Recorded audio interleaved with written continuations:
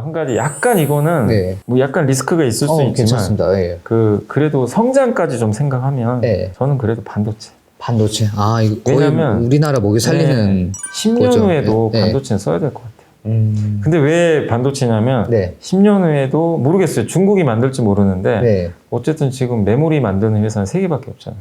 아, 그 중에 2개가 우리나라에 네, 있죠. 네. 경쟁이 약해요. 강도가. 저는 제일 두려운 게 지금 돈 잘 벌어도요. 경쟁 강도가 심해지면.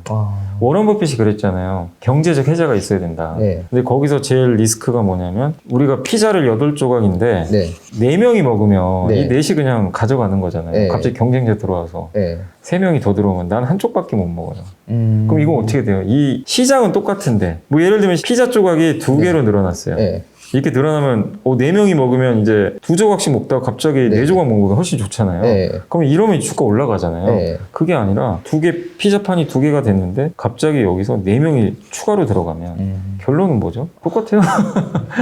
그러니까 가장 대표적인 게 우리나라의 디스플레이 회사들이 중국 때문에 힘들어진 거 아시죠? 그 중국 쪽에서 이제 LCD 같은 경우 정말 이겨버렸잖아요. 어떻게 보면. 가격으로 그냥 찍어 눌러버리는. 네. 그래서 저는 이제 성장하는 산업도 디스플레이도 성장하겠죠, 당연히. 성장하고 이런 거 좋은데 과연 경쟁 강도가 약한 게 뭘까? 반드시 써야 되는데. 그러니까 저도 음식료도 경쟁 강도가 약하다고 생각하거든요. 그런 개념인데 성장은 좀 약하죠, 대신에. 네네네. 근데 이제 반도체 성장도 하잖아요. 네. 어차피 인공지능 시대도 와야 되고. 그래서 저는 반도체는 반드시 필요하고 우리 딸이 10년 후에도 반도체는 당연히 써야 된다고 생각하기 때문에 네네. 그런 면에서 저는 우리나라 대표 반도체 회사는 지금 요새 안 좋잖아요. 네네. 오히려 그러니까 저 같으면 이제 그럴 것 같아요. 이렇게 안 좋을 때 더 적극적으로 투자를 해놓고 사이클이 있으니까 좋을 때는 저 같으면 그냥 투입을 안 할 것 같아요. 네. 기다렸다 또 사이클이 망가질 때 또 투입하고. 왜냐하면 S만 해도 S전자만 네. 해도 보면 우상향은 계속 했거든요. 꾸준히 했는데 중간중간 주가가 30%씩 빠지면서 갔어요. 하필 지금이 딱 그 중간. 네, 그러니까 하나의 예를 드는 건데 네네. 그런 저는 생각으로 할 것 같아요. 만약에 이제 저희 딸의 네. 그거를 만약에 제가 해준다면 그런 식으로 10년 후를 보고 그렇죠. 좀 안정적으로 그리고 매달 할 것 같아요. 적립식으로 어쨌든 꾸준하게. 그 S 전자 말고 또 다른 S도 뭐 조금 지금은 조금 좀 인내 시간을 겪고 있긴 한데. 네. 그러니까 저의 아마 포인트는 아실 거예요. 네. 뭐냐면 남들이 다 좋다고 하는 게 아니라 네. 10년 후에 그러니까 어떤 거든 저는 다 똑같다고 생각해요. 여러분들 다 스타일 다르고 네. 투자 목표가 다르고 기간이 다르잖아요. 거기에 맞게 선정을 하셔야 될 것 같아요. 그러니까 나는 뭐 당장 2, 3년 안에 좋을 걸 생각한다. 그럼 2, 3년 정도에 내가 통찰력을 발휘해서 가장 좋은 게 뭘까? 이거면 이제 완전 달라지죠. 섹터 선택이 달라져요. 근데 10년 후까지 내다보면 정말 이거는 검증 내에서만 해야 되잖아요. 그래서 그럼 이렇게 목표에 따라서 좀 달라질 수 있다는 건 한번 고민해 보시면 좋을 것 같아요. 그리고 이제 마지막 질문인데 예전부터 좀 저희가 이제 이게 엄청 심각하다는 거 많이 알고 있었는데 뭐 고령화 시대, 저출산 이게 다 연결되는 거잖아요. 인구 구조의 변화. 근데 이런 인구 구조의 변화와 이런 추세가 이제 계속될 것이라고 보시는지 그리고 이제 이런 인구 변화에서 개인 투자자는 어떻게 준비를 해야 되는 것인지 한번 좀 여쭤보고 싶습니다. 그러니까 이게 결국 장기 저성장으로 가는 거거든요. 네. 결국엔 저성장 시대인데 근데 이제 이 저성장에서 사실 좀 저물가가 계속 이어지게 되면 오히려 투자 자산 가치는 계속 올라갈 수밖에 없어요. 저물가면. 그잖아요. 물가가 낮을 때 금리가 훨씬 낮으니까 이게 좋은데 지금은 약간 좀 애매한 게 뭐냐면요. 옛날같이 저물가가 오기가 좀 쉽지가 않을 것 같아요. 오히려요? 왜냐면 이제 코로나 이후로 고물가 왔다가 좀 다시 약간 물가 꺾였지만 지금 한번 보세요. 미국과 중국이 엄청 싸우죠. 탈세계화다. 이거의 핵심은 뭐냐면은 미국의 공장 지으라는 거거든요. 그럼 물가가 낮아질 수가 없어요. 이게 우리 경제학 논리로는 말이 안 되는 얘기예요. 아니 누가 봐도 보이지 않는 손이 그거잖아요. 최대한 싸게 만들어서 비싸게 팔아야 되거든요. CEO 입장에서는. 근데 미국에 공장 짓는 순간 싸게 만들 수가 없어요. 비싸게 만들어서 더 비싸게 팔아야 돼요. 그럼 일단 비용 자체가 올라가요. 근데 옛날처럼 저물가가 가기가 그러니까 중국을 이용을 하면 저물가가 이어지는데 그게 좀 쉽지가 저는 않다.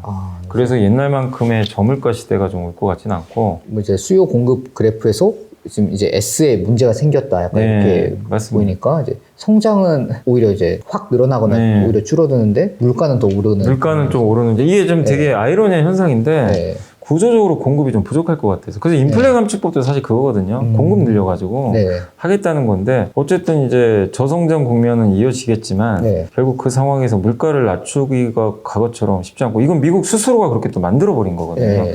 미국만 그런 게 아니잖아요. 유럽도 지금 뭐 원자재법이다 뭐 하겠다 그래가지고 유럽이 역내에 생산해라. 유럽도 얼마나 비쌉니까 인건비가. 또 전쟁 이후로 그런 게 조금 더 심해졌죠. 더 심해진 것 같아요. 그러니까 이것도 또 그런 게 천연가스 가격이 옛날처럼 못 내려가는 게요. 네. 많이 떨어졌어도 일단 유럽은 러시아에서 받으면 제일 싸잖아요. 근데 못 받아요 이제는. 비싸게 이제 우회에서 배로 받아야 되잖아요. 예. 이거 자체가 어쨌든 비용이거든요. 근데 이게 리파워 이후라는 게 이제 러시아랑 끊는 건데 네. 이게 올해만 하고 말 거 아니잖아요. 네. 몇 년짜리인데. 그래서 앞으로 한 5, 6년 정도는 이 사이클이 이어지니까 작년 같은 고물가가 아니라 중물가 시대가 이어질 것 같아요.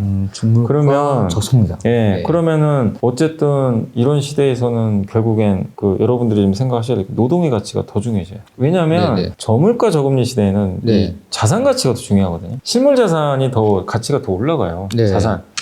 뭐 투자, 뭐 증권, 부동산. 그래서 우리가 저물가 저금리 시대 항상 이게 그렇죠. 올라가잖아요. 네. 부동산이 좋았던 것도 사실 그 이유가 컸었고. 근데 이제 그런 시대가 이제 앞으로 당장 오긴 좀 어렵다는 거죠. 옛날처럼.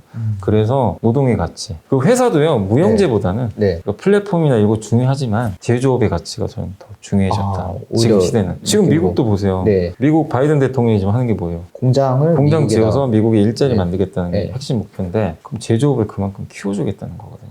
플랫폼보다. 네. 지난 10년 플랫폼 시대였잖아요. 네. 그래서 여러분들이 생각하실 거는 결국엔 노동의 가치를 좀 더 소중하게 생각하죠. 투자도 좋지만.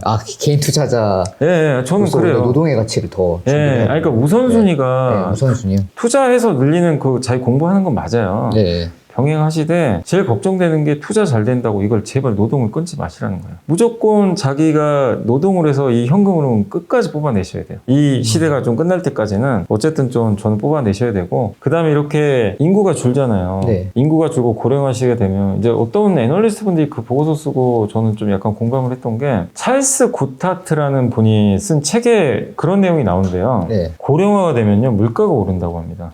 저도 처음에 이해가 안 갔거든요. 왜 그러냐면 네. 소비의 총량이 그대로 유지가 된대요. 왜냐하면 나이 든다고 내가 소비를 줄이진 않아요. 하던 게 있으니까 네. 더 늘릴 수도 있고 노후에 그리고 헬스케어 의료비 얼마나 많이 들어가야 돼요. 줄이긴 되게 어려워요. 다른 걸 줄여서 또 약제비를 써야 되고 근데 뭐죠? 생산성은 떨어지잖아요. 그러니까 공급은 준다는 얘기예요. 오히려 그러니까 노동의 공급은 줄어드는데 네. 그러니까 인구 줄죠. 나이는 들죠. 고령화되죠. 그럼 어떻게 되죠? 생산 가능이고 줄니까 공급이 줄죠. 근데 소비 총량은 유지가 되면 어떻게 되죠? 물가 오르는 거죠. 그래서 이제 이런 이유들 때문에 그 탈세계화하고요. 이게 맞물려 버렸어요. 네. 그럼 어떻게 돼요? 옛날과 같은 저물가 시대가 오기가 굉장히 어렵다는 거예요. 여기서 궁금한 게 네. 그 반면에 이제 약간 일본 사례가 떠올랐는데 근데 물론 시대가 좀 바뀌긴 했지만 일본 같은 경우는 이제 그 세계에서 가장 빠른 그런 고령화 속도를 보여줬었고 네. 지금 제가 알기로 유일한 이제 초고령 사회로 알고 있는데 물론 우리나라도 이제 네네. 거의 바짝 따라가고 있지만 근데 일본 같은 경우는 좀 장기간 이제 저물가가 지속되면서 네. 고령화율이 높지 않았었나요? 네. 근데 그때 이제 일본은 되게 이제 케이스가 그 디플레가 사실은 와버린 거죠. 근데 그 결정적이었던 게 제가 뭐 경제 전문가는 아니라서 네네. 자세한 메커니즘 모르지만 제가 원인은 네. 그때 뭐 책을 보니까 그때 금리를 안 올렸어야 되는데 위기 터졌을 때 그렇죠. 금리 한번 올린 적이 있다고 네, 하더라고요. 맞습니다. 그때 이제 한번 버블 터지고 네. 그때 안 올렸을 때 급격하게 그 올렸죠. 후유증으로 네. 디플레가 왔다. 장기간. 그래서 이제 약간 좀 사례가 다른 것 같아요. 그러니까 일본은 정책을 잘못 써버린 거죠. 네네. 사실은. 그래서 어쨌든 이제 전 세계가 사실은 지금 고물가 시대라서 이제 그거 잡기 위해서 저물가로 가기 위해서 금리를 올리고는 있지만 어쨌든 저는 옛날처럼 저물가로 가기는 더더욱 좀 어려워졌다. 아까 말씀드린 그런 이유들 때문에 일본 사례처럼 좀 될 것 같지는 않고요. 네. 그래서 어쨌든 저는 디플레가 올 거라고 좀 생각은 안 해요. 안 오고 있고 네. 이런 구도라면 아까 말씀드린 대로 더더욱 개인 투자자분, 그러니까 개인 투자자가 아니라 한 개인으로서 어쨌든 말씀드리고 싶은 거는 결국 투자로도 자기 돈을 벌어야 되겠지만 더더욱 자기 노동이나 이 사업을 하시건 뭐를 하시든 간에 최대한 일을 통해서도 어쨌든 돈을 좀 많이 벌어놔야 된다. 네.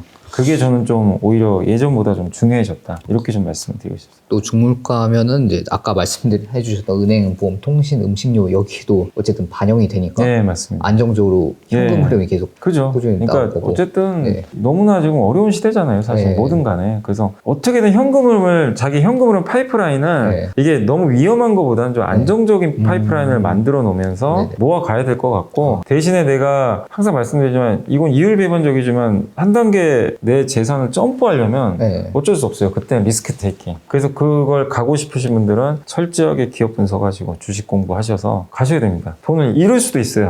그렇죠. 그건 어쩔 수 없어요. 네. 그래서 그런 것들도 고민을 좀 계속 해보실 필요는 있는 것 같아요. 아, 쉽지 않네요. 그러니까 물가 고점을 찍고 금리도 네. 고점을 찍었어요. 네. 그러니까 작년과 같은 이제 일은 안 일어나는데 예전에 1%대 뭐 물가라든가 저물가, 네, 그거는 좀 아닌 것 같아요. 고물가도 이제 좀 많이 줄어들 거지만 그렇다 해서 저물가도 아니다. 네, 그러니까 네. 중물가, 중물가, 중금리 시대가 좀 중물가, 중금리 하지만 저성장. 성장은 좀 크게 하긴 네. 왜냐면 이건 좀 아이디어 중에 하나인데 투자할 때 제일 좋은 섹터 중에 하나가 이 아이디어에서만 보면은 저는 그 로봇 같은 것 같아요. 왜냐면 결국 네. 노동력 부족하잖아요. 기업들은 비용 올라가고 그러니까 자동화 같은 거죠. 그러니까 인공지능도 똑같거든요, 사실. 네. 이게 시대적 요구사항이 좀 그쪽으로 또 가는 부분인 것 같아요. 노동력이나 이런 생산력을 대체할 수 있는 네. 수단들. 오늘 정말 많은 아이디어나 이제 좀 인사이트가 나온 것 같은데요. 이제 시청자분들께도 이제 많은 도움이 됐길 바라면서 저는 이제 여기서만 줄이도록 하겠습니다. 네, 감사합니다. 네.